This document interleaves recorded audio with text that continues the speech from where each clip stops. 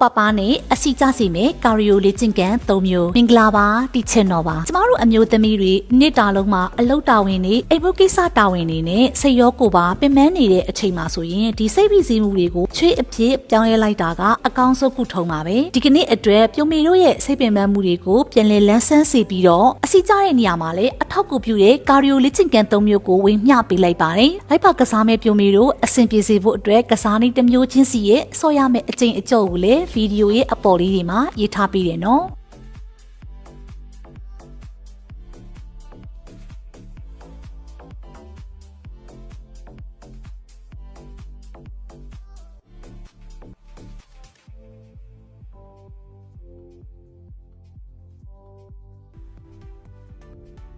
အခုလိုမျိုးနီးစနစ်ကြရဲ့လေ့ကျင့်ခန်းနေနဲ့ပြုံမီတို့ရဲ့ခန္ဓာကိုယ်ချိုးစားလေးတွေကိုပုံဖော်ခြင်းနဲ့ဆိုရင်တော့မမရဲ့ online class လေးတစ်ခုဖြစ်တဲ့ Healthy 35 online class လေးနဲ့မိတ်ဆက်ပေးပါစေ။သင်တန်းလေးက Match လ4ရက်နေ့မှာစမှာဖြစ်ပါတယ်။ဒီသင်တန်းလေးကတော့အခုဆိုရင် batch 11ကိုရောက်လို့လာပါပြီ။ဒီ batch မှာတော့တကြံအထူးစီစဉ်လေးတွေရှိရဲ့အတွက်ကြောင့်အသေးစိတ်စုံစမ်းခြင်းနဲ့ဆိုရင်တော့မမရဲ့ Viber number 7979723228မှာ H35 လို့ရိုက်ပြီးတော့ပို့ပေးပါ။ဒါဆိုရင်မမကအသေးစိတ်အကြောင်းပြန်ပေးပါမယ်။ဗီဒီယိုလေးကိုဆုံးထိအောင်ကြည့်ပေးလို့ကျေးဇူးများကြီးတင်ပါတယ်ကျမလာပါချင်တဲ့အမျိုးသမီးတိုင်းအတွက်ဒီ channel ရှိရနော်